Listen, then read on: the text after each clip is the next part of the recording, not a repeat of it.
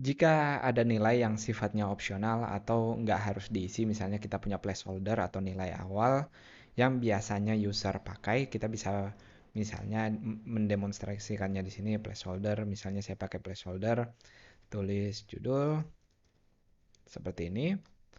Nah, di inputnya tentu kita bisa pakai atribut placeholdernya di sini, placeholder seperti biasa. Nah, kita bisa lihat placeholdernya. Nah, yang saya maksud sekarang gimana kalau placeholdernya kosong? Atau user nggak ngisi placeholdernya. Anggap ada beberapa input teks yang tidak menggunakan placeholder di sini. Akhirnya kita akan mendapatkan error yang sudah kita lihat sebelumnya. Nah, strateginya kita bisa membuat dia opsional dengan menggunakan dua tanda tanya dan memberi opsi kosong. Jadi, jika ada placeholdernya, maka dia akan menampilkan placeholdernya. Jika tidak ada, maka dia akan menampilkan variabel kosong atau string kosong. Di sini saya demokan dia nggak punya placeholder, maka kita akan kehilangan si errornya nggak akan muncul lagi, dan placeholdernya pun nggak muncul kalau kita nggak provide. Jadi untuk nilai-nilai yang sifatnya opsional, kalau dia string, kita bisa menggunakan seperti ini. Nah, sekarang gimana kalau kita pindah ke halaman editnya? Di halaman edit memang kita menggunakan input yang sama. Kalau kepikirannya, oh berarti kita boleh dong pakai X-tag dan X-text area seperti ini di bagian editnya. Seperti ini. Saya nggak akan hapus dulu biar kita bisa melihat perubahannya. Jadi sekarang saya akan ke salah satu halaman artikelnya untuk ke bagian editnya. Nah, kita lihat perbedaannya yang dibuat dengan X-tag, tentu dia tidak punya nilai lama atau nilai sebelumnya. Karena kita tahu di edit harusnya dia punya tulisan seperti ini di bagian value-nya.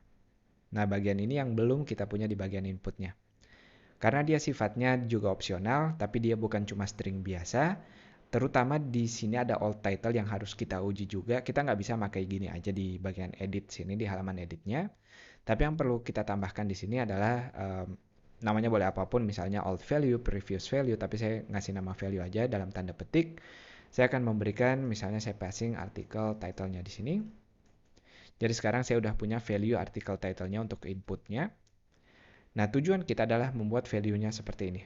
Jadi saya akan copy paste dulu biar nggak kehilangan di bagian inputnya. Saya mau value-nya ini yang standar, tapi saya juga mau ada value seperti ini kalau dia punya artikel title-nya, atau yang sudah saya ganti di sini menjadi variabelnya di sini namanya value, sorry. Nama variabelnya value. Nah, kita mau ini terjadi di edit, dan kita mau ini terjadi ketika dia di create, hanya out field-nya aja. Di sini tentu kita ganti semuanya jadi field, bagian yang title dengan tanda kutip yang ada di antara alt-nya, kita ganti semuanya jadi field seperti ini. Nah, saya bisa memanfaatkan variabel iset di sini, atau iset dari PHP digunakan tanda add. Iset ketika user memprovide value-nya, maka saya mau menggunakan metode seperti ini. Jika tidak, maka saya akan menggunakan value seperti ini, dan kita bisa mengakhiri nIset-nya dengan add nIset seperti biasa. Ini masih penutup dari inputnya. Hati-hati jangan lupa untuk menutup inputnya ini. Nah, kalau teman-teman mau bikin sejajar juga harusnya nggak ada masalah sebenarnya seperti ini. Biar dia lebih rapi. Nah, ini dia yang saya lakukan untuk tag inputnya. Jadi dia kita tutup setelah melakukan pengujiannya.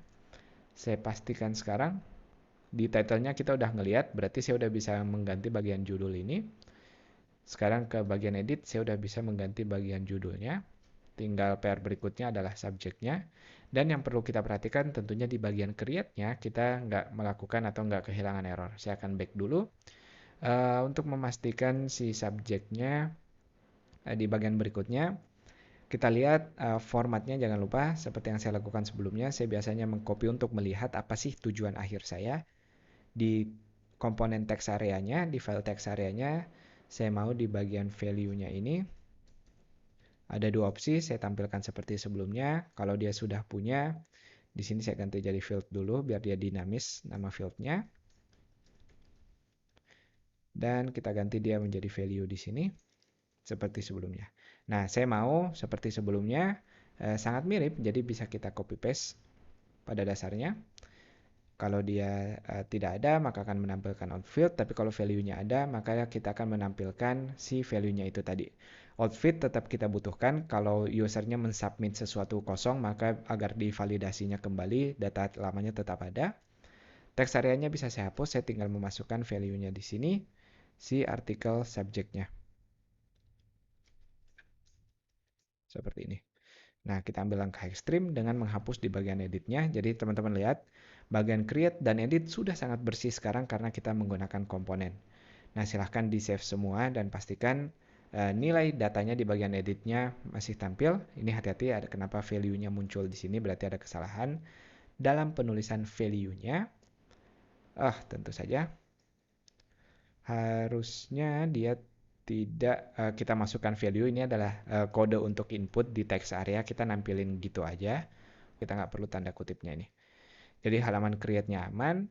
Sekarang halaman editnya saya pastikan, misalnya kita nggak mengisi sesuatu di sini, kita submit. Bagus sekali kita melihat error ketika saya mengosongkan salah satu fieldnya. Ini artinya yang lupa kita lakukan waktu itu adalah melakukan validasi di bagian update datanya. Di sini kita hanya melakukan data seperti sebelumnya. Harusnya kita melakukan validasi seperti pada metode store-nya. Nah, untung kita mengujinya, jadi kita ngelihat kesalahannya di mana. Saya akan coba lakukan validasinya, dan dia akan kembali ke halaman sebelumnya menampilkan data lama, begitu juga dengan errornya.